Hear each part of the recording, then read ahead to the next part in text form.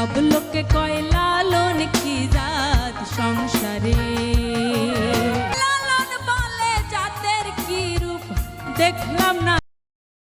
একটি কবি কি হঠাৎ করে জন্মায়, নাকি ধীরে ধীরে জীবনের পথে হাঁটতে হাঁটতে একজন মানুষ কবিতে পরিণত হয়? এই প্রশ্নের উত্তর খুঁজতেই আজকের এই ভিডিও। আজ আমরা জানব কবির জন্মের পেছনের মনস্তত্ত্ব, কবির ভেতরের লড়াই, কেন কবিতা যুগের পর যুগ মানুষকে স্পর্শ করে। এই ভিডিওটি শুধু কবিতা নিয়ে নয়, এই ভিডিও মানুষের ভেতরের মানুষকে নিয়ে। ভূমিকা: কবি আসলে কে? সব মানুষ কথা বলে, কিন্তু সব মানুষ কবি হয় না। সব মানুষ কাঁবে, কিন্তু সব মানুষ কান্নাকে কবিতায় রূপ দিতে পারে না। একজন কবি হল সেই মানুষ যে নিজের অনুভূতির ভেতর ডুবে গিয়ে সবার অনুভূতির ভাষা খুঁজে পায়। কবি সমাজের সেই মানুষ যে চুপচাপ সব দেখে, কিন্তু লেখার সময় সবচেয়ে বেশি কথা বলে। গভীর অনুভূতি: কবির জন্মভূমি।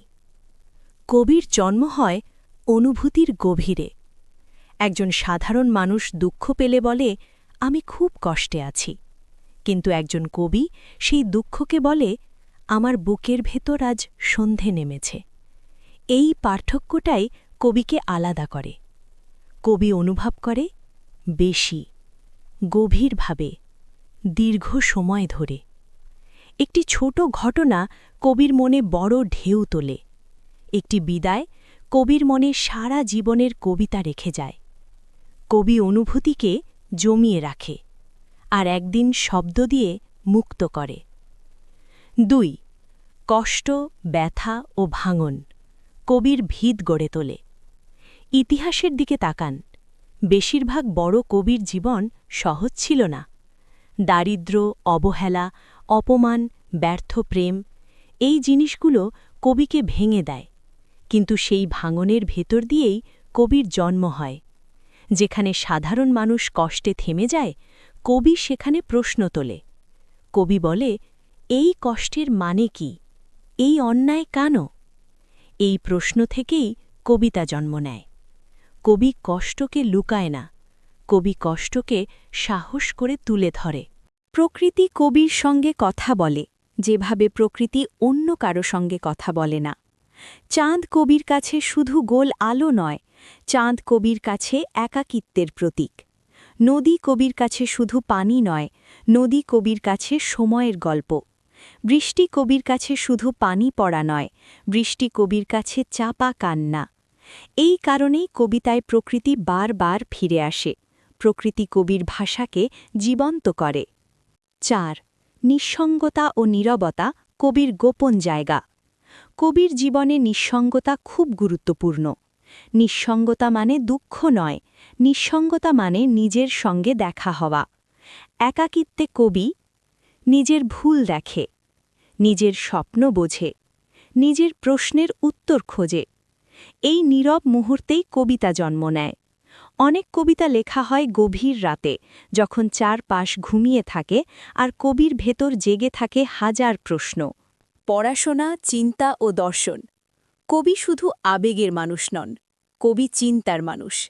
একজন বড় কবি বই পড়ে, ইতিহাস জানে, দর্শন বোঝে, সমাজ বিশ্লেষণ করে। এই কারণেই বড় কবিতার ভেতরে শুধু আবেগ নয়, গভীর অর্থ থাকে। আবেগ কবিতার শরীর, চিন্তা কবিতার আত্মা। সমাজ ও মানুষের দায়িত্ব। কবি সমাজের বিবেক। যেখানে অন্যরা ভয়ে চুপ থাকে, কবি সেখানে কলম তুলে নেয়। অন্যায়, শোষণ, বৈষম্য, কুসংস্কার, এই সব কিছু কবির কবিতায় উঠে আসে। কবি শুধু প্রেমের কথা বলে না, কবি সত্যের কথা বলে। এই কারণেই কবিতা কখনো কখনো বিপ্লব ঘটায়। কবি কি জন্মগত নাকি তৈরি হয়? এই প্রশ্নের উত্তর হল দুটোই। কেউ জন্মগত সংবেদনশীলতা নিয়ে আসে, কেউ জীবন থেকে সেটা শেখে। কিন্তু একটাই শর্ত, অনুভব করতে জানতে হবে। যে মানুষ গভীরভাবে অনুভব করতে শেখে, সে একদিন কবির পথে হাঁটে। উপসংহার: আপনার ভেতরের কবি। একটি কবি সৃষ্টি হয় অনুভূতি থেকে, কষ্ট থেকে, প্রকৃতি থেকে, নিঃসঙ্গতা থেকে, চিন্তা ও অভিজ্ঞতা থেকে। কবি শব্দ দিয়ে মানুষের না বলা কথাগুলো বলে। আপনার ভেতরেও যদি না বলা কথা, চাপা কষ্ট, গভীর অনুভূতি থাকে, কলম ধরুন। হয়তো আপনার ভেতরেও জন্ম নিচ্ছে একজন কবি।